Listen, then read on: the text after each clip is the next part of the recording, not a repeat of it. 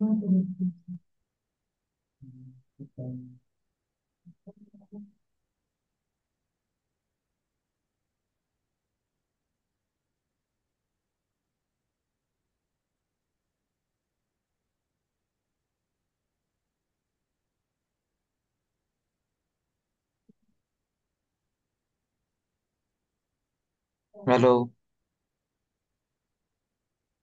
ଜୟଦେବ ଦେଖଉଛି କିରେ?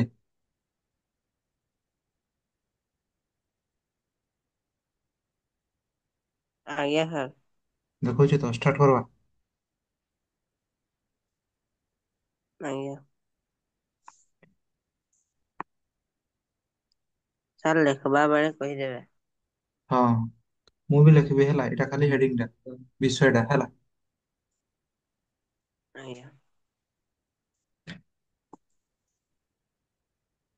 ଠିକ ଅଛି। ହେଲା। ତ ଆମେ ପଢୁଥିଲେ ହଉଛି ଭାରତ ଛାଡ ଆନ୍ଦୋଳନ ଏବଂ ଓଡିଶାରେ ଏହାର ଭୂମିକା। ହେଲା। ତ ହଉଛି ଫାଷ୍ଟ ହଉଛି, ଦେଖ, ଏଇ ବିଷୟରେ କିସ କିସ ପଢବା କୁହ ନା। ଆନ୍ଦୋଳନ କାହିଁକି ହେଲା? ହେଲା।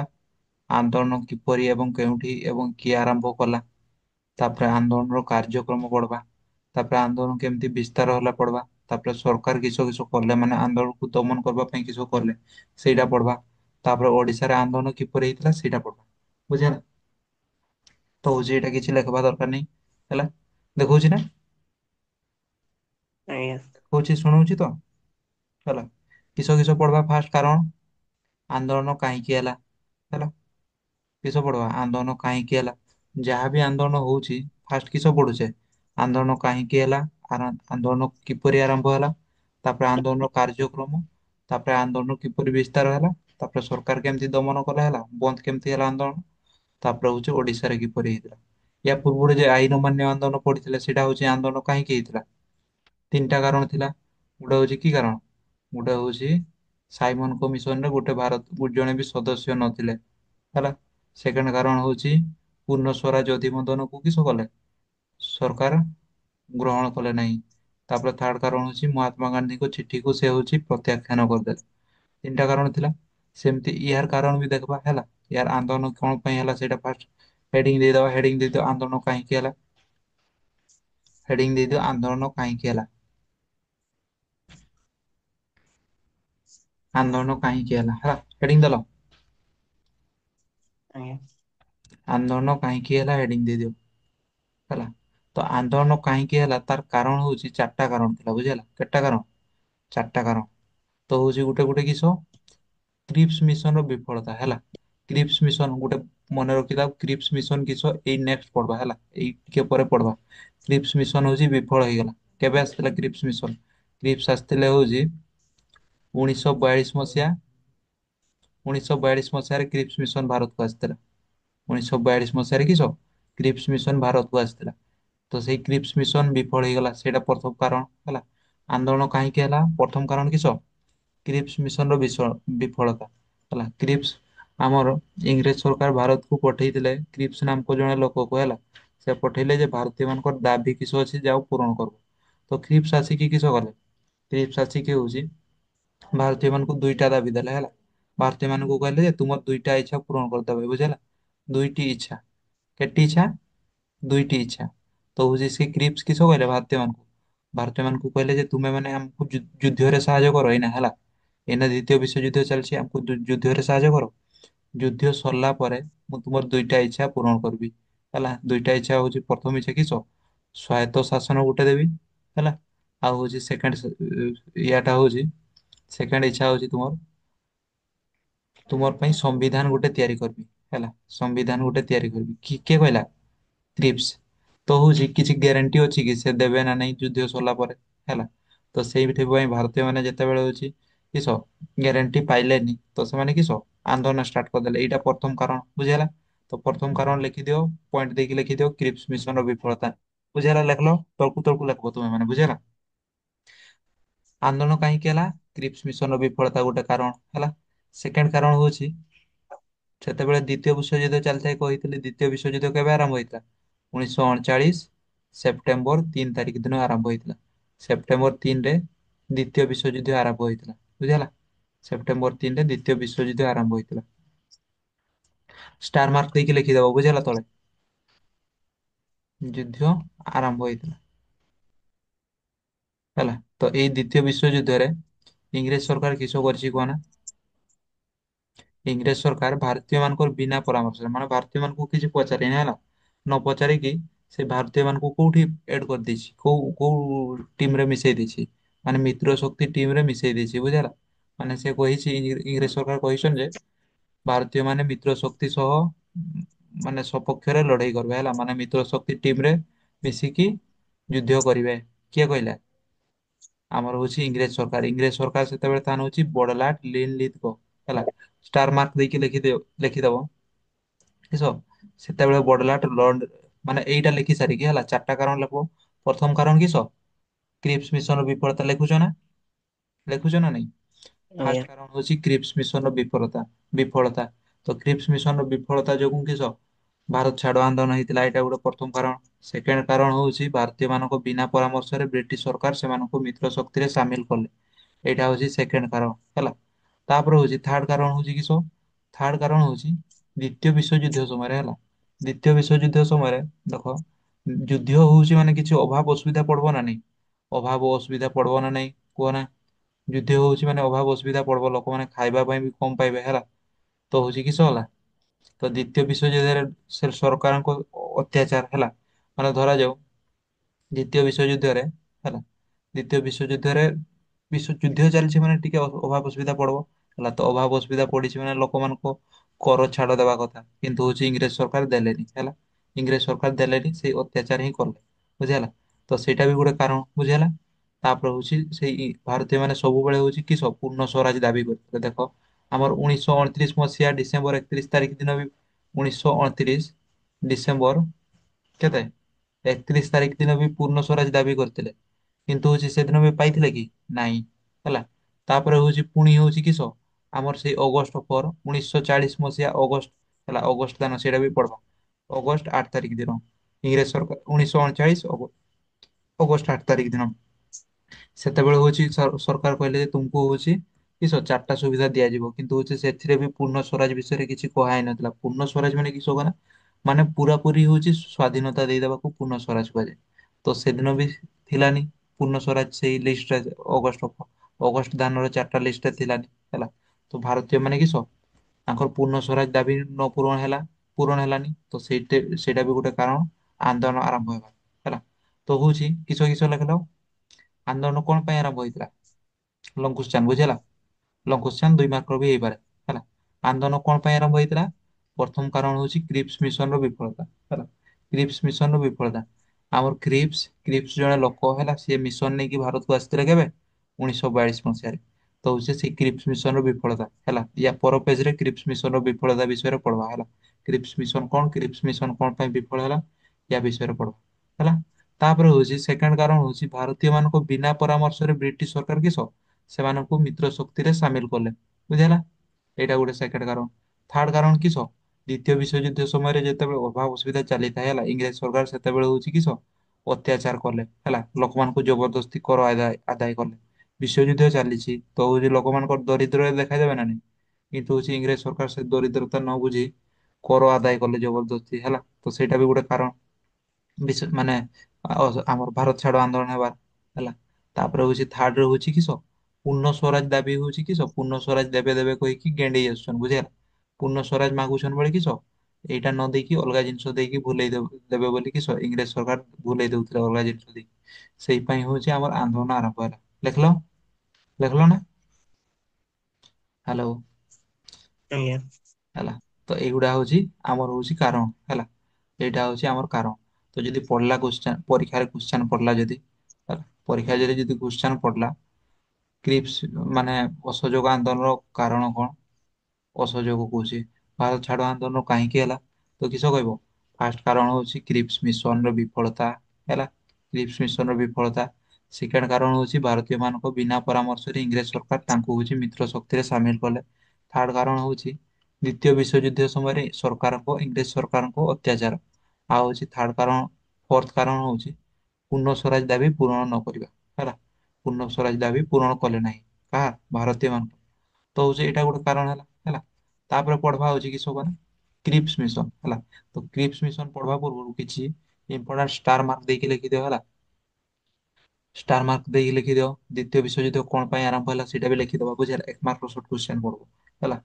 1939 1939 ସେପ୍ଟେମ୍ବର 3ରେ ସେପ୍ଟେମ୍ବର 3 ତାରିଖ ଦିନ ସେପ୍ଟେମ୍ବର 3 ତାରିଖ ଦିନ ବ୍ରିଟିଶ ସରକାର ବ୍ରିଟିଶ ବ୍ରିଟିଶ ମାନେ ଇଂଲଣ୍ଡ ସରକାର ହେଲା। ବ୍ରିଟିଶ ସରକାର ଜର୍ମାନୀ ବିରୁଦ୍ଧରେ ଯୁଦ୍ଧ ଘୋଷଣା କରିଥିଲେ ବୁଝିହେଲା। ବ୍ରିଟିଶ ସରକାର ଟିକେ କଳିଆ ସରକାର ଥିଲା ହେଲା। ତ ହଉଛି ସେ ଯେତେବେଳେ ଇଚ୍ଛା ସେତେବେଳେ ଯୁଦ୍ଧ କରୁଥିଲା ହେଲା। ତ ହଉଛି ବ୍ରିଟିଶ ସରକାର କିସ କଲା 1939 ମସିହା ସେପ୍ଟେମ୍ବର ମାସ 3 ତାରିଖ ଦିନ 1939 ସେପ୍ଟେମ୍ବର 3 ତାରିଖ ଦିନ ହେଲା। କାହାର ବ୍ରିଟିଶ ସରକାର ଜର୍ମାନୀ ବିରୁଦ୍ଧରେ ଯୁଦ୍ଧ ଘୋଷଣା କରିଥିଲେ।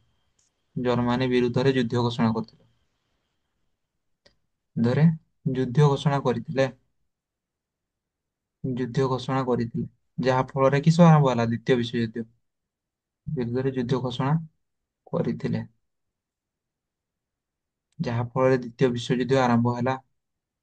ଦେଖୁଛ ନା ଯାହା ଫଳରେ ଦ୍ୱିତୀୟ ବିଶ୍ୱଯୁଦ୍ଧ ଆରମ୍ଭ ହୋଇଥିଲା।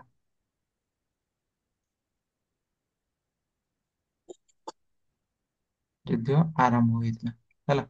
ତ ମନେ ରଖ ଦ୍ୱିତୀୟ ବିଶ୍ୱଯୁଦ୍ଧ କଣ ପାଇଁ ଆରମ୍ଭ ହେଲା 1939 ସେପ୍ଟେମ୍ବର 3 ତାରିଖ ଦିନ କିସ ବ୍ରିଟିଶ ସରକାର ମାନେ ଇଂରେଜ ସରକାର ଜର୍ମାନୀ ବିରୁଦ୍ଧରେ ଯୁଦ୍ଧ ଘୋଷଣା କରିଥିଲେ ଯାହା ଫଳରେ ଦ୍ୱିତୀୟ ବିଶ୍ୱଯୁଦ୍ଧ ଆରମ୍ଭ ହେଲା ହେଲା। ତ ଯେତେବେଳେ ଦ୍ୱିତୀୟ ବିଶ୍ୱଯୁଦ୍ଧ ଆରମ୍ଭ ହେଲା ଇଂରେଜ ସରକାର କିସ କଲେ ଭାରତୀୟ ମାନଙ୍କୁ ମିଶେଇ ଦେଲେ ବିନା ପରାମର୍ଶରେ ଭାରତୀୟ ମାନଙ୍କୁ ହଉଛି ମିଶେଇ ଦେଲେ ବିନା ପରାମର୍ଶରେ ଭାରତୀୟ ମାନଙ୍କୁ ମିଶେଇ ଦେଲେ ହେଲା। ମିତ୍ର ଶକ୍ତିରେ ଭାରତୀୟ ମାନଙ୍କୁ କିସ ଭାରତୀୟ ଲୋକମାନଙ୍କୁ କହିଲେ ଯେ ତୁମେ ହଉଛି ଆମର ସହିତ ଯୁଦ୍ଧ କରିବ ହେଲା ମାନେ ଆମର ଟିମରେ ରହିକି ଜର୍ମାନୀ ବିରୁଦ୍ଧରେ ଲଢବ କିଏ କହିଲା ଇଂରେଜ ସରକାର ବୁଝିଗଲା। ଇଂରେଜ ସରକାର ସେତେବେଳେ ତାର ହଉଛି ବଡଲାଟ ଲର୍ଡ ହେଲା ଲେଖିଦବା ସେଇଟା।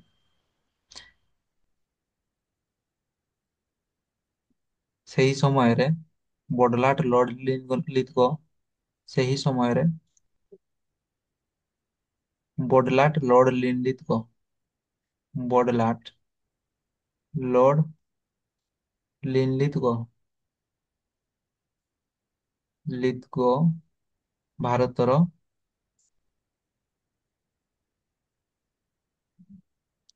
ସରକାର ଥିଲେ। ଭାରତର ସରକାର କିଏ ଥିଲେ ବଡଲାଟ ଲର୍ଡ ଲିନଲିଥଗୋ ହେଲା। ଇଏ ବ୍ରିଟିଶ ସରକାର କିନ୍ତୁ ହଉଛି ଭାରତର ସରକାର ହେଇଯାଇଥିଲା ବୁଝିହେଲା। ତ ହଉଛି ବଡଲାଟ ଲର୍ଡ ଲିନଲିଥଗୋ ଥିଲେ ବୁଝିହେଲା। ତ ହଉଛି ଯେତେବେଳେ ହଉଛି ଯୁଦ୍ଧ ଘୋଷଣା ହେଲା ହେଲା ଯେତେବେଳେ ହଉଛି ଯୁଦ୍ଧ ଘୋଷଣା ହେଲା ଯେତେବେଳେ ହଉଛି ଜର୍ମାନୀ ବିରୁଦ୍ଧରେ ଯୁଦ୍ଧ ଘୋଷଣା କଲେ ଆମର ବ୍ରିଟିଶ ସରକାର କିଏ ବଡଲାଟ ଲର୍ଡ ଲିନଲିଥଗୋ ହେଲା। ତ ହଉଛି ଦ୍ୱିତୀୟ ବିଶ୍ୱଯୁଦ୍ଧ ଷ୍ଟାର୍ଟ ହେଇଗଲା। ତ ଦ୍ୱିତୀୟ ବିଶ୍ୱଯୁଦ୍ଧ ଷ୍ଟାର୍ଟ ହେଲା ବେଳେ ସେ ବଡଲାଟ ଲର୍ଡ ଲିନଲିଥଗୋ କିସ କରିଛନ୍ତି କୁହନା ଇଂରେଜ ସରକାର ସେ ଥିଲେ ସିଏ ତ ସିଏ ଭାରତୀୟ ମାନଙ୍କୁ ନିଜ ଟିମ ରେ ହଉଛି ଏଡ କରିଦେଇଛନ୍ତି ବୁଝିଲା। ବିନା ପରାମର୍ଶରେ ମାନେ ଭାରତୀୟ ମାନଙ୍କ ଲିଡର କିଏ ଥିଲେ ଗାନ୍ଧିଜୀ ଭାରତୀୟ ମାନଙ୍କ ଲିଡର କିଏ ଥିଲେ ଗାନ୍ଧୀ ଗାନ୍ଧିଜୀ ନେହେରୁ ହେଲା ଏମାନେ ଥିଲେ କଂଗ୍ରେସ ଲିଡର। ତ ଏମାନଙ୍କୁ ନ ପଚାରିକି ଏଇ ନେତା ମାନଙ୍କୁ ନ ପଚାରିକି କିସ ସେ ହଉଛି ଭାରତୀୟ ମାନଙ୍କୁ ନିଜ ଦଳରେ ସାମିଲ କରିଦେଇଛନ୍ତି ହେଲା। ତ ହଉଛି ଯେତେବେଳେ ଭାରତୀୟ ମାନେ ଜାଣିଲେ ତ ରାଗବେ ନା ନାଇଁ ନିହାତି ରାଗବେ ହେଲା। ତ ହଉଛି କିସ ହେଲା କହନା ଯେତେବେଳେ କଂଗ୍ରେସ ଜାଣିଲେ ହେଲା ତ କଂଗ୍ରେସ ଗୋଟେ ଯାହାହେଲେ ବି କଂଗ୍ରେସ କିସ କରେ ଡାଇରେକ୍ଟ ସଭା ଡକାନ ହେଲା।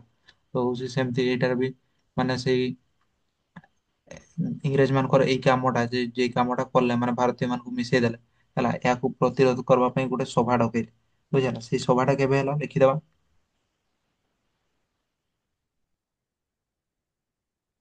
ହେଲା 1939 ମସିହା। ଏଇଟା ଯୁଦ୍ଧ ଷ୍ଟାର୍ଟ ହେଲା କେବେ 1939 ସେପ୍ଟେମ୍ବର 3 ହେଲା। ଯୁଦ୍ଧ ଷ୍ଟାର୍ଟ ହେଲା 1939 ସେପ୍ଟେମ୍ବର 3। ତ ହଉଛି ଭାରତୀୟ ମାନେ ଯେତେବେଳେ ନିନ୍ଦା କଲେ ହେଲା କେଉଠି ନିନ୍ଦା କଲେ 1939 ଅକ୍ଟୋବର ହେଲା ଅକ୍ଟୋବର 22 ତାରିଖ ଦିନ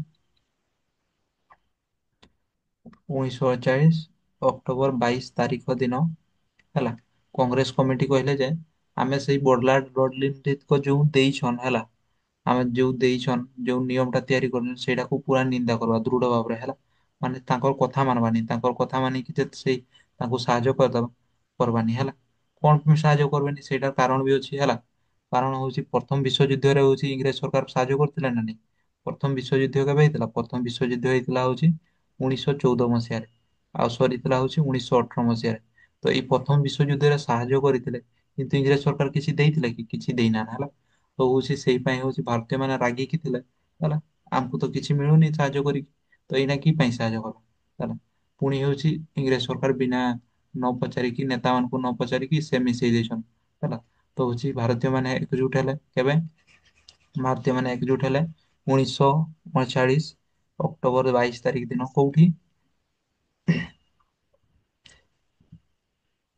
22 ତାରିଖ ଦିନ କଂଗ୍ରେସ କାର୍ଯ୍ୟକାରିଣୀ ବୈଠକରେ, କଂଗ୍ରେସ କାର୍ଯ୍ୟକାରିଣୀ ବୈଠକରେ, କାର୍ଯ୍ୟକାରିଣୀ ବୈଠକରେ ହେଲା, ବୈଠକ ମାନେ ମିଟିଂ। 1939 ଅକ୍ଟୋବର 22 ତାରିଖ ଦିନ ଗୋଟେ ମିଟିଂ ଡକେଇଲେ ହେଲା, କଂଗ୍ରେସର ମିଟିଂ ଡକେଇଲେ ହେଲା। ଆଉ ହଉଛି ବୈଠକରେ ସରକାରଙ୍କ ଘୋଷଣାକୁ, ସରକାରଙ୍କ ଘୋଷଣାକୁ ନିନ୍ଦା କଲେ ହେଲା। ନିନ୍ଦା ମାନେ କିସ? କହିଲେ ଯେ ସରକାରଙ୍କ ଘୋଷଣା ଯାହା କରିଛନ୍ତି ସେଇଟା ବହୁତ ଖରାପ ଘୋଷଣା କରିଛନ୍ତି ହେଲା, ଆମକୁ ପଚାରିବାର କଥା ଆଟଲିଷ୍ଟ ହେଲା।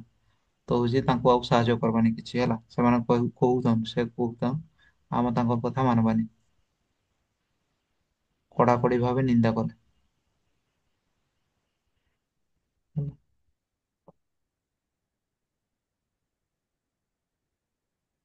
ବୁଝିହେଲା? ତ ଦେଖ, ଯେତେବେଳେ ହଉଛି ଏମିତି ହେଲା ହେଲା, ତ ଯେତେବେଳେ ଏମିତି ହେଲା, ଫାଷ୍ଟ ତ ହଉଛି ଦ୍ୱିତୀୟ ବିଶ୍ୱଯୁଦ୍ଧ ଚାଲିଥାଏ ହେଲା। କିସ ଚାଲିଥାଏ? ଦ୍ୱିତୀୟ ବିଶ୍ୱଯୁଦ୍ଧ ଚାଲିଥାଏ। ଏପଟେ ଇଂରେଜ ସରକାରଙ୍କ ଉପରେ ବେଶୀ ପ୍ରେସର ପଡିଲା, ବୁଝିହେଲା। ଦ୍ୱିତୀୟ ବିଶ୍ୱଯୁଦ୍ଧ ଚାଲିଥାଏ ହେଲା। ଦ୍ୱିତୀୟ ବିଶ୍ୱଯୁଦ୍ଧ, ବିଶ୍ୱଯୁଦ୍ଧ ମାନେ ଦେଖ, ସବୁ ଦେଶ ମିଶିକି ଯୁଦ୍ଧ କରିବେ ହେଲା। ତ ଇଂରେଜ ସରକାରଙ୍କ ଉପରେ ବେଶୀ ପ୍ରେସର ପଡିଲା, ସେ ଦ୍ୱିତୀୟ ବିଶ୍ୱଯୁଦ୍ଧକୁ ସମ୍ଭାଳିବ ନା ହଉଛି ଭାରତୀୟ ମାନଙ୍କର ନିନ୍ଦା ସମ୍ଭାଳିବ ହେଲା। ପୁଣି ଭାରତୀୟ ମାନେ ହଉଛି ସାହାଯ୍ୟ କରୁନାହାନ୍ତି, ବୁଝିହେଲା। ତ ହଉଛି କିସ, ଇଂରେଜ ସରକାର ପୁରା ଆମର ହଉଛି କିସ ହେଇଗଲା, ଆମର ହଉଛି ଇଂରେଜ ସରକାର ହଉଛି ପୁରା ମାନେ କିସ ଚିନ୍ତାରେ ପଡିଗଲେ ହେଲା, କିସ କରିବେ କିସ ନାହିଁ ଜାଣିପାରିଲେନି ହେଲା। ତ ଇଂରେଜ ସରକାରଙ୍କ ଚିନ୍ତା ଦେଖି, ବୁଝିହେଲା, ଇଂରେଜ ସରକାରଙ୍କ ଚିନ୍ତା ଦେଖି ଗାନ୍ଧିଜୀଙ୍କର ଟିକେ ଦୟା ଆସିଲା ହେଲା। ଇଂରେଜ ସରକାର ଚିନ୍ତାରେ ପଡିଗଲେ ହେଲା, ଲେଖିଦେବା। ଇଂରେଜ ସରକାର ଚିନ୍ତାରେ ପଡିଗଲେ, ତ ଇଂରେଜ ସରକାରଙ୍କ ଚିନ୍ତା ଦେଖି ଗାନ୍ଧିଜୀଙ୍କର ବି ଟିକେ ଦୟା ଆସିଲା ହେଲା। ଗାନ୍ଧିଜୀ ସେଇଠି ଟିକେ ଭୁଲ କରିଦେଲେ ହେଲା, ତ ଲେଖିଦେବା। ଦ୍ୱିତୀୟ ବିଶ୍ୱଯୁଦ୍ଧର ଭାର, ଦ୍ୱିତୀୟ ବିଶ୍ୱଯୁଦ୍ଧ, ଦ୍ୱିତୀୟ ବିଶ୍ୱଯୁଦ୍ଧର ଭାର ଏବଂ ଭାରତୀୟ ଭାରତୀୟ ମାନଙ୍କ ଅସହଯୋଗ, ଅସହଯୋଗ, ବନାନଟା ବୋଧେ ଭୁଲ ଲେଖିଲି ହେଲା, ଯୋଗ ପାଇଁ ଇଂରେଜ ସରକାର, ଇଂରେଜ ସରକାର ଅଡୁଆରେ ପଡିଗଲେ, ଅଡୁଆରେ ପଡିଗଲେ ହେଲା। ତାପରେ ଗାନ୍ଧିଜୀ ଇଂରେଜ ସରକାରଙ୍କ ଅଡୁଆ ଦେଖିକି ଟିକେ ଦୟା ଦେଖେଇଦେଲେ, ବୁଝିହେଲା। ଅଡୁଆରେ ପଡିଗଲେ। ତାପରେ ଗାନ୍ଧିଜୀ କିସ କଲେ? ତାପରେ ଗାନ୍ଧିଜୀ ଇଂରେଜ ସରକାରଙ୍କୁ କହିଲେ ହେଲା, ଗାନ୍ଧିଜୀ ଇଂରେଜ ସରକାରଙ୍କୁ କହିଲେ, ଇଂରେଜ ସରକାରଙ୍କୁ କିସ କହିଲେ? ଇଂରେଜ ସରକାରଙ୍କୁ କହିଲେ ଯେ ଆମର ଦୁଇଟା ଦାବି ପୂରଣ କର ହେଲା, ଆମର ଦୁଇଟା ଦାବି ପୂରଣ କର, ଆମେ ହଉଛି ତୁମକୁ ସାହାଯ୍ୟ କରିବୁ, ବୁଝିହେଲା। ତାପରେ ଗାନ୍ଧିଜୀ ଇଂରେଜ ସରକାରଙ୍କୁ ଦୁଇଟି ଦାବି ପୂରଣ କରିବା ପାଇଁ ଦୁଇଟି ସର୍ତ୍ତ ପୂରଣ କଲେ, ଦୁଇଟି ସର୍ତ୍ତ ପୂରଣ କଲେ ଭାରତୀୟ ମାନେ ଯୁଦ୍ଧରେ ସାହାଯ୍ୟ କରିବେ ବୋଲି, ଭାରତୀୟ ମାନେ ଯୁଦ୍ଧରେ ସାହାଯ୍ୟ କରିବେ ବୋଲି କହିଲେ, ଯୁଦ୍ଧରେ ସାହାଯ୍ୟ କରିବେ ବୋଲି କହିଲେ ହେଲା। ତ ସେଇ ସର୍ତ୍ତ ଦୁଇଟା କିସ ଥିଲା? ସର୍ତ୍ତ ଥିଲା ହଉଛି ଗାନ୍ଧିଜୀଙ୍କର ପ୍ରଥମ ସର୍ତ୍ତ ହଉଛି କିସ କହନା, ଭାରତକୁ ପୂର୍ଣ୍ଣ ସ୍ୱରାଜ, ଭାରତକୁ ପୂର୍ଣ୍ଣ ସ୍ୱରାଜ ଦିଆଯାଉ। ପୂର୍ଣ୍ଣ ସ୍ୱରାଜ ମାନେ ହଉଛି ଭାରତକୁ ଛାଡିକି ପୁରା ତୁମେ ମାନେ ପଳାଅ ହେଲା, ଭାରତକୁ ପୂର୍ଣ୍ଣ ସ୍ୱାଧୀନତା ଦିଆଯାଉ। କିଏ କହିଲେ? ଇଂରେଜ ସରକାରଙ୍କୁ କହିଲେ ହଉଛି ଆମର ଗାନ୍ଧିଜୀ ହେଲା, ଭାରତକୁ ପୂର୍ଣ୍ଣ ସ୍ୱରାଜ ଦିଆଯାଉ। ଆଉ ସେକେଣ୍ଡ ସର୍ତ୍ତ ଥିଲା ହଉଛି ଭାରତୀୟ ମାନଙ୍କ ପାଇଁ ଅସ୍ଥାୟୀ ସମ୍ବିଧାନର ଭାରତ ଭାରତ ମାନେ ଭୁଲି କିଛି ହେଲା। ଭାରତ ଠିକ କରିଦିଅ। ଭାରତକୁ ପୂର୍ଣ୍ଣ ସ୍ୱରାଜ, ଭାରତୀୟ ମାନଙ୍କ ପାଇଁ ଅସ୍ଥାୟୀ ସମ୍ବିଧାନର ପ୍ରତିଷ୍ଠା। ଭାରତୀୟ ମାନଙ୍କ ପାଇଁ ଅସ୍ଥାୟୀ ସମ୍ବିଧାନର ପ୍ରତିଷ୍ଠା। ସମ୍ବିଧାନର ପ୍ରତିଷ୍ଠା ହଉ ହେଲା, ପ୍ରତିଷ୍ଠା ହଉ ହେଲା। ତ ଆଉ ଥରେ ଯାହା ପଢେଇଲି ବୁଝେଇ ଦଉଛି ହେଲା। ତ ମନେ ରଖ, ଆମେ ପଢୁଛେ ଭାରତ ଛାଡ ଆନ୍ଦୋଳନ ଏବଂ ଓଡିଶାରେ ଏହାର ଭୂମିକା। ଏଥିରେ କିସ କିସ ପଢବା କହିଲି, ଏଥିରେ ପଢବା ହଉଛି ଆନ୍ଦୋଳନ କାହିଁକି ହେଲା, ଆନ୍ଦୋଳନ କିପରି ଏବଂ କେଉଁଠି ଏବଂ କିଏ ଆରମ୍ଭ କଲା, ଆନ୍ଦୋଳନର କାର୍ଯ୍ୟକ୍ରମ କିସ ଥିଲା, ଆନ୍ଦୋଳନ ବିସ୍ତାର କିପରି ହେଲା, ସରକାର କିସ କିସ କଲେ ମାନେ ଦମନ କରିବା ପାଇଁ କିସ କିସ କଲେ ହେଲା, ସେଇଟା ପଢବା। ତାପରେ ହଉଛି ଓଡିଶାର ଆନ୍ଦୋଳନ ଟା କିପରି ହେଲା ହେଲା। ତ ଫାର୍ଷ୍ଟ ହେଡିଙ୍ଗ ଦେଇଛେ ଆନ୍ଦୋଳନ କିସ କାହିଁକି ହେଲା। ଆନ୍ଦୋଳନ ହେବାର କେତେ କାରଣ ଥିଲା, ଆନ୍ଦୋଳନ ହେବାର ଚାରିଟି କାରଣ। ଏଇଟା ଗୋଟେ ଲଙ୍ଗ କ୍ୱେଶ୍ଚନ ବୁଝିହେଲା, ଏଇଟା ଗୋଟେ ଲଙ୍ଗ କ୍ୱେଶ୍ଚନ ହବ। ଆମର ଭାରତ ଛାଡ ଆନ୍ଦୋଳନ କଣ ପାଇଁ ହେଇଥିଲା, ଚାରିଟା କାରଣ। ଫାର୍ଷ୍ଟ କାରଣ ହଉଛି କ୍ରିପ୍ସ ମିଶନ ର ବିଫଳତା ହେଲା। କ୍ରିପ୍ସ ମିଶନ ର ବିଫଳତା, ହେଡିଙ୍ଗ ଦବା କ୍ରିପ୍ସ ମିଶନ ବିଷୟରେ ବି ହେଡିଙ୍ଗ ଦବା ହେଲା। ତ କ୍ରିପ୍ସ ମିଶନ ର ଫାର୍ଷ୍ଟ କାରଣ ହଉଛି କ୍ରିପ୍ସ ମିଶନ ର ବିଫଳତା। ତାପରେ ସେକେଣ୍ଡ କାରଣ କିସ, ସେକେଣ୍ଡ କାରଣ ହଉଛି ଭାରତୀୟ ମାନଙ୍କ ବିନା ପରାମର୍ଶରେ, ସେକେଣ୍ଡ କାରଣ ହଉଛି ଭାରତୀୟ ମାନଙ୍କ ବିନା ପରାମର୍ଶରେ ବ୍ରିଟିଶ ସରକାର ସେମାନଙ୍କୁ ମିତ୍ର ଶକ୍ତିରେ ସାମିଲ କରିଦେଲେ ବୁଝିହେଲା। ସେକେଣ୍ଡ କାରଣ, ଏଟଲିଷ୍ଟ ପାରମିଶନ ତ ମାଗବା କଥା ନା, ତୁମେ ମାନେ ମିଶିବ ଆମକୁ ସାହାଯ୍ୟ କରିବ ନା ନାଇଁ ହେଲା। କିନ୍ତୁ ସେମିତି ଗଲେନି ଇଂରେଜ ସରକାର, ସେଇଟା ଗୋଟେ କାରଣ ହେଲା। ତାପରେ ଥାର୍ଡ କାରଣ କିସ, ଥାର୍ଡ କାରଣ ହଉଛି ଦ୍ଵିତୀୟ ବିଶ୍ୱଯୁଦ୍ଧ ସମୟରେ କିସ, ଦ୍ୱିତୀୟ ବିଶ୍ୱଯୁଦ୍ଧ ସମୟରେ ସମସ୍ତେ ଗରିବୀରେ ଚାଲିଥିଲେ ହେଲା। ଭାରତୀୟ ମାନେ କିସ ଦ୍ୱିତୀୟ ବିଶ୍ୱଯୁଦ୍ଧ, ବିଶ୍ୱଯୁଦ୍ଧ ମାନେ କିସ ଗରିବରେ ହବ ନା। ଦ୍ୱିତୀୟ ବିଶ୍ୱଯୁଦ୍ଧ ମାନେ ସୈନ୍ୟ ସାମନ୍ତ ହଉଛି କିସ, ସେମାନଙ୍କୁ ଦରମା ଦେଇତେ ହବ ହେଲା। ପୁଣି ହଉଛି କିସ, ଦ୍ୱିତୀୟ ବିଶ୍ୱଯୁଦ୍ଧରେ ମାନେ ଯୁଦ୍ଧ କରିବ ମାନେ ବେଶୀ ଖାଦ୍ୟ ଖାଇତେ ହବ, ବେଶୀ ଖାଦ୍ୟ ଖାଇବେ ସେନା ମାନେ ହେଲା। ତ ହଉଛି କିସ ହବ, ଧନ ସମ୍ପତ୍ତିର କ୍ଷୟକ୍ଷତି ହବ ହେଲା। ଦ୍ୱିତୀୟ ବିଶ୍ୱଯୁଦ୍ଧ ମାନେ ହଉଛି ତୁମର ଧରାଯାଉ ଏଇଟା ହଉଛି ଧାନ ଭଣ୍ଡାର ଅଛି ହେଲା, ଏଠି ଆସିକି ବମ୍ ପଡିଗଲା ହେଲା, ତ ଏଇଆଡେ ନଷ୍ଟ ହେଇଗଲା ନା ନାଇଁ। ତ ଖାଦ୍ୟ ପେୟ ବି ନଷ୍ଟ ହେଇଗଲା। ତ ହଉଛି କିସ, ଲୋକମାନଙ୍କୁ ଆଉ ତୁମେ ମାନେ ଜାଣିଛ ଆଗରୁ ହଉଛି କିସ ଲୋକମାନେ କର ଦଉଥିଲେ ଇଂରେଜ ସରକାରଙ୍କୁ, ଟ୍ୟାକ୍ସ ଦଉଥିଲେ। ତ ହଉଛି ଯେତେବେଳେ ହଉଛି ଜଣକାର ଧରାଯାଉ ଧାନ ଗୋଦାମ ଟା ପୁଡି ଯାଇଛି ହେଲା, ବୋମ ଆସିକି ଇଏ ହେଇଯାଇଛି, ଧାନ ଗୋଦାମ ତାର ନଷ୍ଟ ହେଇଯାଇଛି। ତ ଇଏ କେମିତି କର ଦବ, କିନ୍ତୁ ଇଂରେଜ ସରକାର ସେଇଟା ବୁଝିଲେନି, ଦିଅ ତୁମେ ଯେଇଠୁ ଆଣିକି ହେଲେ ବି ଦିଅ ହେଲା, ନଦେଲେ ତୁମକୁ ପିଟବା। ତ ହଉଛି ସେଇଟା ବି ଗୋଟେ କାରଣ ହେଲା, ସେଇଟା ବି ଗୋଟେ କାରଣ। ଦ୍ୱିତୀୟ ବିଶ୍ୱଯୁଦ୍ଧ ଆରମ୍ଭ ଆମର ଭାରତ ଛାଡ ଆନ୍ଦୋଳନ ଆରମ୍ଭ ହେବା ହେଲା। ତାପରେ ହଉଛି ଫୋର୍ଥ କାରଣ କିସ, ଫୋର୍ଥ କାରଣ ହଉଛି ପୂର୍ଣ୍ଣ ସ୍ୱରାଜ ଦାବି।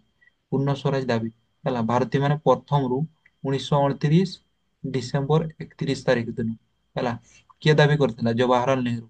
ସେଇ ଦିନ ଠାରୁ ହଉଛି ପୂର୍ଣ୍ଣ ସ୍ୱରାଜ ପୂର୍ଣ୍ଣ ସ୍ୱରାଜ ପୂର୍ଣ୍ଣ ସ୍ୱରାଜ ହେଉଛନ୍ତି, କିନ୍ତୁ ହଉଛି କିସ ତାଙ୍କର ଦାବିକୁ ପୂରଣ କରାଯାଉନି। କିଏ କଣ ପାଇଁ ପୂରଣ କରାଯାଉନି, ଯଦି ତାଙ୍କ ପୂର୍ଣ୍ଣ ସ୍ୱରାଜ ଦାବି ପୂରଣ କରିଦିଆହବ ହେଲା, ତ ଇଂରେଜ ମାନଙ୍କର କିଛି ଲାଭ ହବ କି। ତ ଇଂରେଜ ସରକାର ତାଙ୍କର ପୂର୍ଣ୍ଣ ସ୍ୱରାଜ ଦାବି ପୂରଣ କଲେନି ହେଲା। ତ ହଉଛି ସେଇ ଗେଣ୍ଡେଇ ଦଉଛନ୍ ହେଲା। ପୁଣି ହଉଛି ଅଗଷ୍ଟ, ଯେଟା କହିଲି ଅଗଷ୍ଟ ଦାନ ହେଲା, ଏଇନା ନେକ୍ସଟ ପଢବା ଅଗଷ୍ଟ ଦାନ। ସେଇ ଅଗଷ୍ଟ ଦାନରେ ବି ଏଇ ପୂର୍ଣ୍ଣ ସ୍ୱରାଜ ବିଷୟରେ କିଛି ନଥିଲା ବୁଝିହେଲା। ତ ହଉଛି ଏଇ ଚାରିଟା କାରଣ ହଉଛି ଆମର ଭାରତ ଛାଡ ଆନ୍ଦୋଳନ ଷ୍ଟାର୍ଟ ହେବାର ମେନ୍ ରିଜନ ହେଲା। ତ ମନେ ରଖିବ, ଭାରତ ଛାଡ ଆନ୍ଦୋଳନ କାହିଁକି ହେଲା, କ୍ରିପ୍ସ ମିଶନ ର ବିଫଳତା, ଭାରତୀୟ ମାନଙ୍କ ବିନା ପରାମର୍ଶରେ ବ୍ରିଟିଶ ସରକାର ସେମାନଙ୍କୁ ମିତ୍ର ଶକ୍ତିରେ ସାମିଲ କଲେ। ତାପରେ ହଉଛି ଦ୍ୱିତୀୟ ବିଶ୍ୱଯୁଦ୍ଧ ସମୟରେ ସରକାରଙ୍କ ଅତ୍ୟାଚାର। ଆଉ ହଉଛି କାରଣ ହଉଛି ପୂର୍ଣ୍ଣ ସ୍ୱରାଜ ଦାବି ନ ପୂରଣ କରିବା ହେଲା। ତ ଲଙ୍ଗ କୋଶ୍ଚେନ ପଡିଲେ ଏଇ ଚାରିଟା ପଏଣ୍ଟ ଲେଖବ, ଏଇଟା ଗୋଟେ, ଏଇଟା ଗୋଟେ, ଏଇଟା ଗୋଟେ, ଏଇଟା ଗୋଟେ ହେଲା। ତଳକୁ ତଳକୁ ପଏଣ୍ଟ ଦେଇକି ଲେଖ ହେଲା। ତାପରେ କିସ କହିଲି, ତାପରେ କହିଲି ହଉଛି ଆମର ଦ୍ୱିତୀୟ ବିଶ୍ୱଯୁଦ୍ଧ ମନେ ରଖିବା ପାଇଁ ଏକ ମାର୍କ ସର୍ଟ କୋଶ୍ଚେନ, ଏକ ମାର୍କ ସର୍ଟ କୋଶ୍ଚେନ। ଦ୍ୱିତୀୟ ବିଶ୍ୱଯୁଦ୍ଧ କେବେ ଆରମ୍ଭ ହେଇଥିଲା, ଦ୍ୱିତୀୟ ବିଶ୍ୱଯୁଦ୍ଧ ଆରମ୍ଭ ହେଇଥିଲା ହଉଛି 1939। ଦ୍ୱିତୀୟ ବିଶ୍ୱଯୁଦ୍ଧ ଆରମ୍ଭ ହେଇଥିଲା 1939 ସେପ୍ଟେମ୍ବର ମାସ 3 ତାରିଖ ଦିନ। କଣ ପାଇଁ ଆରମ୍ଭ ହେଇଥିଲା, ଇଂରେଜ ସରକାର ମାନେ ଆମର ବ୍ରିଟିଶ ସରକାର ଜର୍ମାନୀ ବିରୁଦ୍ଧରେ କିସ କଲେ, ଯୁଦ୍ଧ ଘୋଷଣା କଲେ ହେଲା। ଜର୍ମାନୀ ସରକାର ତାଙ୍କର ତ କାମ କିଛି ନାହିଁ ନା, ଏପଟ ସେପଟ ଯାହାର ବିରୁଦ୍ଧରେ ଯୁଦ୍ଧ ଘୋଷଣା କରିଦେବେ ହେଲା। ତ ସେଦିନ ହଉଛି କିସ କଲେ, ଆମର ଜର୍ମାନୀ ବିରୁଦ୍ଧରେ ଯୁଦ୍ଧ ଘୋଷଣା କରିଦେଲେ ହେଲା। ଯାହା ଫଳରେ ଦ୍ୱିତୀୟ ବିଶ୍ୱଯୁଦ୍ଧ ଆରମ୍ଭ ହେଇଥିଲା ହେଲା। ଆରମ୍ଭ ତ ହେଇଗଲା, ତ ଷ୍ଟାର୍ଟ ତ କରିଦେଇଛନ୍ ଇଂରେଜ ସରକାର, ଯୁଦ୍ଧ ତ ଷ୍ଟାର୍ଟ କରିଦେଇଛନ୍ ହେଲା। ତ ଯେତେବେଳେ ହଉଛି ସବୁ ଦେଶ ମିଶିକି ଗୋଟେ ଦେଶ ଉପରେ ଆଟାକ କରିବେ ହେଲା।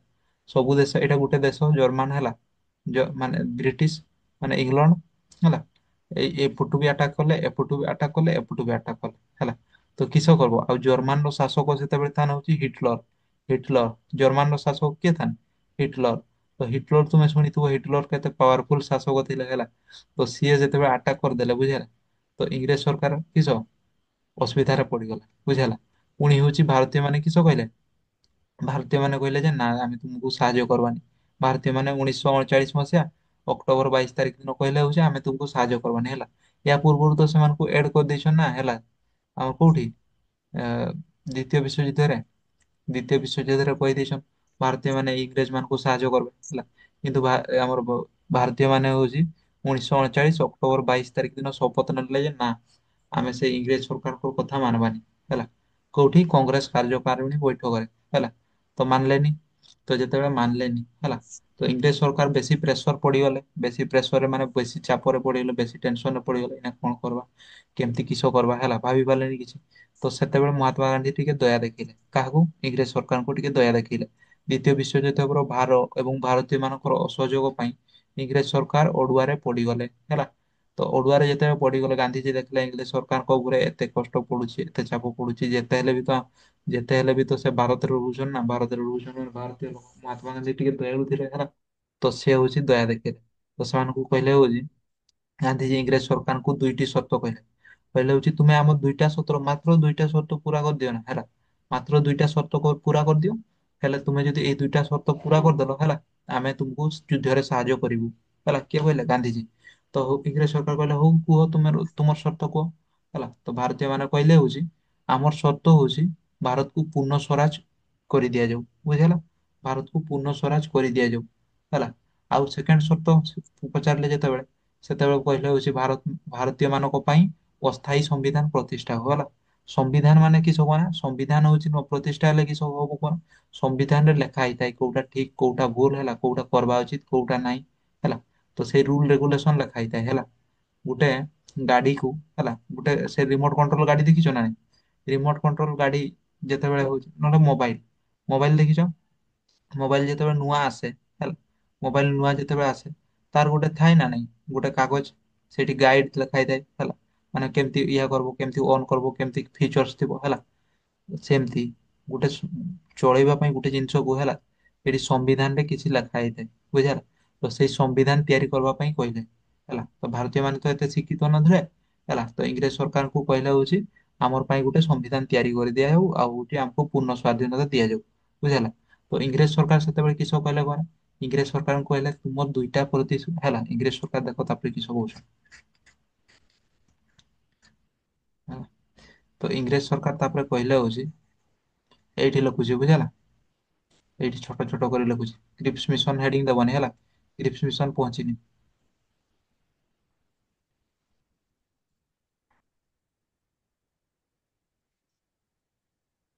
ହେଲା। ତ ହଉଛି ସେତେବେଳେ ଇଂରେଜ ସରକାର କହିଲେ ହଉଛି, ଲାଷ୍ଟ ଲେଖ ହେଲା, ଏଇଠି ଆଡଜଷ୍ଟ କରିଦଉଛି ଛୋଟ ଛୋଟ ଲେଖି। ତୁମେ ଲେଖୁଛ ନା ଜୟଦେବ, ହ୍ୟାଲୋ, ଆଜ୍ଞା ଶୋଇ ଗଲ ନା କି, ହଉ ଲେଖୁଥାଅ ହେଲା। ତ ହଉଛି ଇଂରେଜ ଆଜ୍ଞା ସାର୍। ସରକାର କିସ କହିଲେ କଣ, ଇଂରେଜ ସରକାର କହିଲେ ହଉଛି, ଏଇଠି ଛୋଟ ଛୋଟ ଲେଖୁଛି ହେଲା, ତ ତୁମେ ତଳକୁ ତଳକୁ ଲେଖ। ଇଂରେଜ ସରକାର କହିଲେ ହଉଛି, ଇଂରେଜ ସରକାର ମାନେ କିଏ, ବଡଲାଟ ଲର୍ଡ ଲିଲିଥ ହେଲା। ଇଂରେଜ ସରକାର ଭାରତୀୟ ମାନଙ୍କୁ କହିଲେ, ଭାରତୀୟ ମାନଙ୍କୁ କହିଲେ, 10 ମିନିଟ ପରେ କଟିଯିବ ବୁଝିହେଲା। ଭାରତୀୟ ମାନଙ୍କୁ କହିଲେ ତୁମର ଚାରୋଟି ସର୍ତ୍ତ ପୂର କରିବି ହେଲା, ଚାରୋଟି, ଚାରୋଟି, ହ୍ୟାଲୋ। ହୁଁ,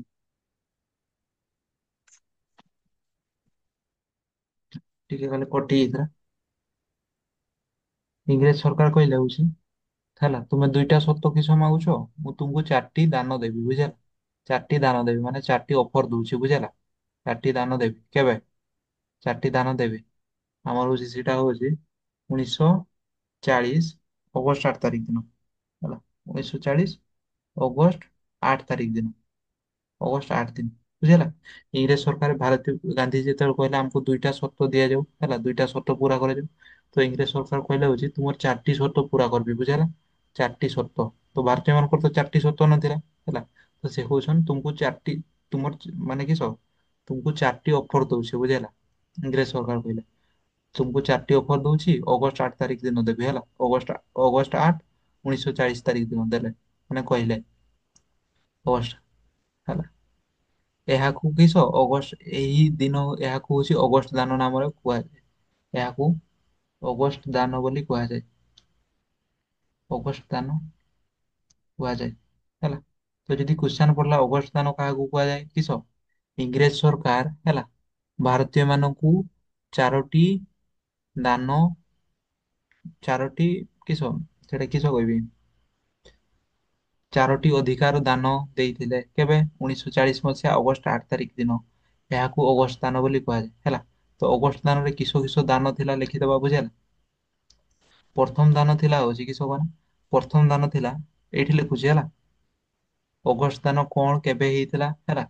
ଆଉ ହଉଛି କିଏ କରିଥିଲା ବଡଲାଟ ଲର୍ଡ ଲିନଲିଥ ମନେ ରହିବ ନା। ହେଲା ତ ସେଇ ଆମର ଅଗଷ୍ଟ ଦାନରେ ଥିଲା ହଉଛି ପ୍ରଥମ ହଉଛି ଭାରତକୁ ସ୍ଵାୟତ୍ତ ଶାସନ ଦିଆଯିବ। ଭାରତକୁ ସ୍ଵାୟତ୍ତ ଶାସନ ହେଲା ସ୍ଵାୟତ୍ତ ଶାସନ ଲେଖୁଛ ନା ଦେଖାଯାଉଛି ନା ନାଇଁ? ହ୍ୟାଲୋ ଦେଖଉଛି ନା ନାଇଁ? ଆଜ୍ଞା ସାର୍। ହେଲା ତ କିସ କହିଲି ଭାରତକୁ ସ୍ଵାୟତ୍ତ ଶାସନ ଦିଆଯିବ। ତାପରେ ହଉଛି ସେକେଣ୍ଡରେ ହଉଛି ସାମ୍ବିଧାନିକ ସଭା ସାମ୍ବିଧାନିକ ସଭା ଗୋଟେ ଗଠନ କରାଯିବ ବୁଝିହେଲା। ସାମ୍ବିଧାନିକ ସଭା ସଭା ଗଠନ ହବ ଭାରତୀୟ ମାନଙ୍କ ପାଇଁ ହେଲା। ଭାରତକୁ ସ୍ୱାୟତ୍ତ ଶାସନ ମାନେ କିସ କହିଲି ହେଲା ଭାରତର ଟିକେ ଅଂଶକୁ ଖାଲି ଶାସନ ପୁରା ଭାରତଟା ଯଦି ଏତିକି ବଡ ହେଲା ଏଇ ଏତିକି ଟିକେଟାକୁ ଖାଲି ସେମାନେ ଶାସନ କରିବେ ବୁଝିହେଲା। ତ ଇଂରେଜ ସରକାର ଦେଖ ସେମାନେ ସେଇ ଛୋଟ ଛୁଆ ଦେଖିନ ନା ଛୋଟ ଛୁଆ ହେଲା ଛୋଟ ଛୁଆ କିସ କରନ୍ ସେମାନେ ହଉଛି ପଇସା ମାନେ ଜାଣିନଥାନ୍ତି ଚିହ୍ନି ନଥାନ୍ତି 10 ଟଙ୍କା ଆଉ 100 ଟଙ୍କା ଚିହ୍ନି ନଥାନ୍ତି ହେଲା। କିସ କରନ୍ ଦେଖିଦବ ମା ମାନେ ହଉଛି ଛୁଆକୁ 500 ଟଙ୍କା ଦେଇକି ଯାଇଥିବେ ବୁଝିହେଲା। ତ କିସ କରନ୍ତି ତୁ ମତେ 500 ଟଙ୍କା ଟେ ଦେ ତା ବଦଳରେ ମୁଁ ତତେ ଦୁଇଟା 10 ଟଙ୍କା କି ତିନିଟା 10 ଟଙ୍କା ଧରେଇଦେବି ଛୁଆକୁ। ତ ଛୁଆ କିସ ସେ ତିନିଟା 10 ଟଙ୍କା ପାଇକି ଖୁସି ହେଇଯାଏ ନା ନାଇଁ। ହେଲା ତ ଇଂରେଜ ସରକାର ସେଇଟା ଭାବିଥିଲେ ବୁଝିହେଲା। ତ ଭାରତୀୟ ମାନଙ୍କୁ ସେଇ ବୋକା ଟାଇପ ର ଭାବିଥିଲେ ହେଲା। ତ ସେମାନେ କହୁଛନ୍ତି ତୁମର ଚାରିଟା ଦେବୀ ବଦଳରେ ମୁଁ ନା ଦୁଇଟା ଦେବୀ ବଦଳରେ ମୁଁ ଚାରିଟା ଦେବୀ ପୂରଣ କରିବି ହେଲା। ତ କିସ ପ୍ରଥମ ଭାରତକୁ ସ୍ଵାୟତ୍ତ ଶାସନ ଦେବି ତାପରେ ସେକେଣ୍ଡରେ ସାମ୍ବିଧାନିକ ସଭା ଗଠନ ହବ ତାପରେ ହଉଛି ଥାର୍ଡରେ ହଉଛି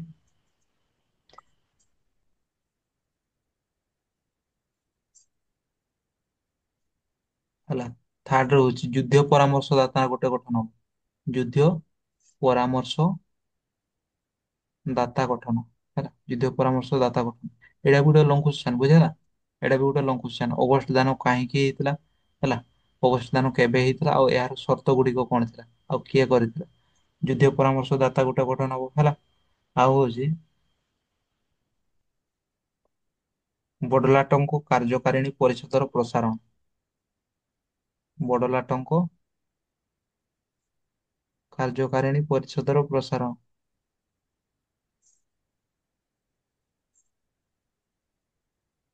ପରିଷଦର ପ୍ରସାରଣ ତ ମନେ ରଖ ଯାହା କହିଲି ଯାହା ପଢେଇଲି ଆଉ ଥରେ ରିଭିଜନ କରୁଛି ହେଲା। କଟି ଯାଇପାରେ ବୁଝିହେଲା କିଛି ସମୟ ପରେ। ଆମର ହଉଛି ଭାରତ ଛାଡ ଆନ୍ଦୋଳନ ଭେରି ଭେରି ଇମ୍ପୋର୍ଟାଣ୍ଟ ମାନେ କୋଶ୍ଚେନ ଭାରତ ଛାଡ ଆନ୍ଦୋଳନକୁ ଅଗଷ୍ଟ ବିପ୍ଳବ ମଧ୍ୟ କୁହାଯାଏ ହେଲା ଅଗଷ୍ଟ ବିପ୍ଳବ ମଧ୍ୟ କୁହାଯାଏ। କଣ ପାଇଁ ଏଇଟା ଅଗଷ୍ଟ ମାସରେ ହେଇଥିଲା ବୋଲି ଅଗଷ୍ଟ ବିପ୍ଳବ ମଧ୍ୟ କୁହାଯାଏ। ଦେଖ ଏଇ ପଛରେ ଯେ ଲୋକମାନଙ୍କୁ ଦେଖୁଛ ନା ପଛରେ ଯେ ଲୋକମାନଙ୍କୁ ଦେଖୁଛ ଏତିକି ସଂଖ୍ୟକ ଲୋକ ଲକ୍ଷ ଲକ୍ଷ ଲୋକ ମାନେ ହଉଛି କିସ ଏଇ ଭାରତ ଛାଡ ଆନ୍ଦୋଳନରେ ଯୋଗ ଦେଇଥିଲେ ଏହା ହଉଛି କେବେ ହେଇଥିଲା 1942 ମସିହାରେ ହେଇଥିଲା। 1942 ମସିହାରେ ହେଇଥିଲା ହେଲା ତ ହଉଛି ଏଇ ଭାରତ ଛାଡ ଆନ୍ଦୋଳନ ଅଛି ଯେ ଆମ ବହିରେ କିସ କିସ ପଢବା ଫାଷ୍ଟ ପଢବା ହଉଛି ଆନ୍ଦୋଳନ କାହିଁକି ହେଲା ସେକେଣ୍ଡ ହଉଛି ଆନ୍ଦୋଳନ କିଏ ଏବଂ କିପରି କେଉଁଠି ଆରମ୍ଭ କଲେ ତାପରେ ହଉଛି ଆନ୍ଦୋଳନର କାର୍ଯ୍ୟକ୍ରମ କିସ ତାପରେ ଆନ୍ଦୋଳନର ବିସ୍ତାର କିପରି ହେଲା ସରକାରଙ୍କ ଦମନ କିପରି ହେଲା ତାପରେ ଓଡିଶାରେ କିପରି ହେଇଥିଲା ହେଲା ତ ଆନ୍ଦୋଳନ କାହିଁକି ହେଲା ପଡିଲେ ଆନ୍ଦୋଳନ ହେବାର କାରଣ କେତେଟା ଚାରିଟା କାରଣ ଚାରିଟା କାରଣ କିସ କିସ ଆନ୍ଦୋଳନ ହେବାର ଚାରିଟା କାରଣ ହଉଛି କ୍ରିପ୍ସ ମିଶନ ବିଫଳତା ତାପରେ ହଉଛି ଭାରତୀୟ ମାନଙ୍କ ବିନା ପରାମର୍ଶରେ ବ୍ରିଟିଶ ସରକାର ସେମାନଙ୍କୁ ମିତ୍ର ଶକ୍ତିରେ ସାମିଲ କଲେ। ତାପରେ ଥାର୍ଡ କାରଣ ହଉଛି ଦ୍ୱିତୀୟ ବିଶ୍ୱଯୁଦ୍ଧ ସମୟରେ ହଉଛି କି ସରକାରଙ୍କ ଅତ୍ୟାଚାର ବଢିଗଲା। ଆଉ ହଉଛି ଲାଷ୍ଟରେ ହଉଛି ପୂର୍ଣ୍ଣ ସ୍ୱରାଜ ଦାବି ପୂରଣ କଲେନି ହେଲା। ତାପରେ ହଉଛି କିସ ପଢିଲେ 1948 ମସିହାରେ ହଉଛି ଭାରତ ସରକାର ଜର୍ମାନୀ ବିରୁଦ୍ଧରେ ଯୁଦ୍ଧ ଘୋଷଣା ହେଇଥିଲା ହେଲା। ସେ ଯାହା ଫଳରେ ଦ୍ୱିତୀୟ ବିଶ୍ୱଯୁଦ୍ଧ ଆରମ୍ଭ ହେଲା ସର୍ଟ ମାର୍କ ପାଇଁ ପଡିଲେ।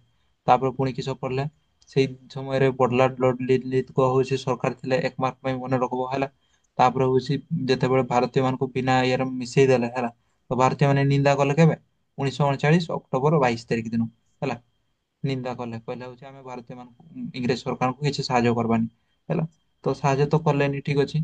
ତାପରେ ହଉଛି ଇଂରେଜ ସରକାର ହଇରାଣ ରେ ପଡିଗଲେ। ତ ହଇରାଣ ରେ ଯେତେବେଳେ ପଡିଗଲେ ଭାରତ ଗାନ୍ଧିଜୀ ଦେଖିଲେ କିସ ଦୟା ଦେଖେଇଲେ ଟିକେ। ହ୍ୟାଲୋ। ହେଲା ତ ଦୟା ଦେଖେଇଲେ। ଦୟା ଦେଖା ଦେଖେଇଲେ ତ ହୁଁ ଦେଖଉଛି ନା ନାଇଁ? ଦେଖାଯାଉନି। ଆସିଲା। ଓହୋ ରୁହ। ଆସିଲା। ଆସିଲା ନା? ହେଲା। ଆସିଲା। ଆଜ୍ଞା। ହେଲା ତ ଦୟା ଦେଖେଇଲେ କାହାକୁ ଦୟା ଦେଖେଇଲେ? ଭାରତୀୟ ମାନଙ୍କୁ ଦୟା ଦେଖେଇଲେ କହିଲେ ହଉଛି ଭାରତୀୟ ମାନଙ୍କୁ କହୁଛି ଇଂରେଜ ସରକାରଙ୍କୁ କହିଲେ ହଉଛି ଆମର ଦୁଇଟା ଦାବି ମାତ୍ର ପୂରଣ କର। ଆମର ଦୁଇଟା ଦାବି ଗୋଟେ ହଉଛି ବେଶୀ ବଡ ଦାବି ନାହିଁ ଖାଲି ଏହା ପୂର୍ଣ୍ଣ ସ୍ୱରାଜ ଗୋଟେ ଦେଇଦିଅ ଆମକୁ ହେଲା। ଆଉ ସେକେଣ୍ଡରେ ହଉଛି ଆମର ପାଇଁ ଗୋଟେ ସମ୍ବିଧାନ ତିଆରି କରିଦେବ ଗାନ୍ଧିଜୀ କହିଲେ ହେଲା। କିନ୍ତୁ ହଉଛି ଇଂରେଜ ସରକାର ସେ ଛୋଟ ଛୁଆ ପରି ଭୁଲେଇବା ପାଇଁ ଚାହିଁଲେ ହେଲା ଇଂରେଜ ସରକାର କିସ କଲେ ଇଂରେଜ ସରକାର ହଉଛି ଭାରତୀୟ ମାନଙ୍କୁ କହିଲେ ଯେ ତୁମକୁ ଚାରିଟି ଦାନ ଦେବି। କେବେ 1940 ମସିହା ଅଗଷ୍ଟ 8 ତାରିଖ ଦିନ ହେଲା। ତ ଏହାକୁ ଅଗଷ୍ଟ ଦାନ କୁହାଯାଏ ହେଲା। ତ ସେଇ ଅଗଷ୍ଟ ଦାନରେ କିସ କିସ ଦାନ ଥିଲା ତୁମକୁ ହଉଛି ସ୍ଵାଧୀନତା ଦେବି ସ୍ଵାୟତ୍ତ ଶାସନ ଦିଆଯିବ ବୁଝିହେଲା। ସ୍ୱାୟତ୍ତ ଶାସନ ଦିଆଯିବ ତୁମର ପାଇଁ ଗୋଟେ ସାମ୍ବିଧାନିକ ସଭା ଗଠନ ହବ। ଆଉ ହଉଛି ତୁମର ପାଇଁ ଗୋଟେ ଯୁଦ୍ଧ ପରିଷଦ ଗଠନ ହବ ହେଲା। ଆଉ ବଡଲାଟଙ୍କ ଗୋଟେ କାର୍ଯ୍ୟକାରିଣୀ ପରିଷଦ ର ପ୍ରସାରଣ ହବ।